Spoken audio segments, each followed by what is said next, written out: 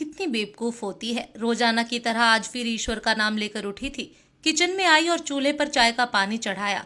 फिर बच्चों को नींद से जगाया ताकि वे स्कूल के लिए तैयार हो सके। कुछ ही पलों में वो अपने सास ससुर को चाय देकर आई। फिर बच्चों को नाश्ता तैयार किया और इस बीच उसने बच्चों को ड्रेस भी पहनाई। फिर बच्चों को नाश्ता कराया। पति के लिए दोपहर का टिफिन बनाना भी जरूरी था।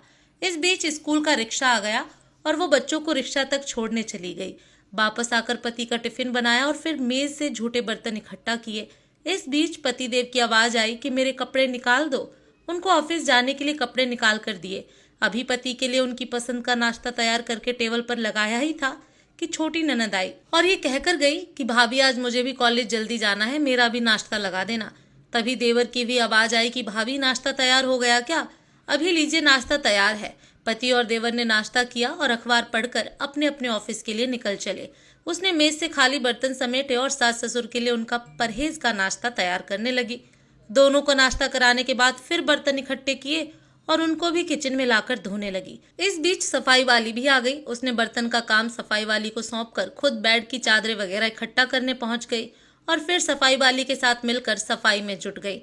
अब तक 11 बज चुके थे। अभी वो पूरी तरह काम समेट भी न पाई थी कि कॉल बेल बजी। दरवाजा खोला तो सामने बड़ी ननद और उसके पति व बच्चे सामने खड़े थे।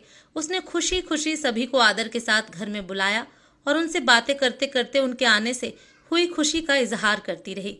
ननद की फरमाइश के मुताबिक नाश्ता तैयार करने के बाद अभी वो ननद के पास बैठी ही थी कि सास की आवाज आई कि बहू खाने का क्या प्रोग्राम है। उसने घड़ी पर नजर डाली तो 12 बज रहे थे।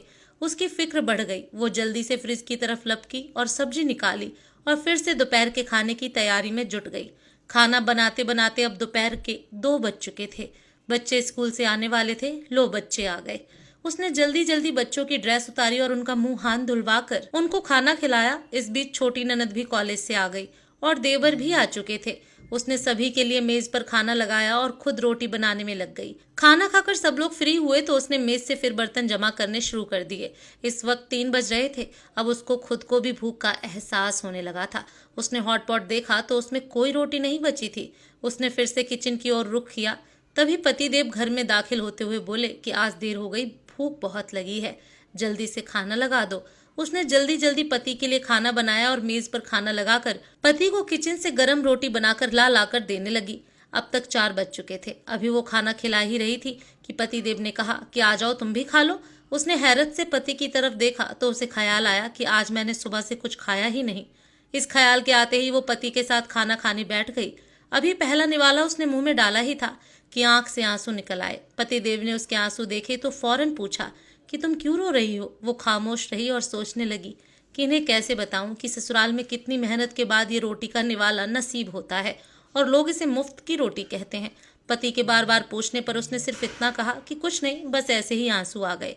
पति मुस्कुराए और बोले कि तुम औरत भी बड़ी बेवकूफ होती हो, बिना वजह रोना शुरू कर देती हो। आप इसे शेयर नहीं करेंगे अगर आपको भी लगता है कि गृहिणी मुफ्त की रोटियां तोड़ती हैं।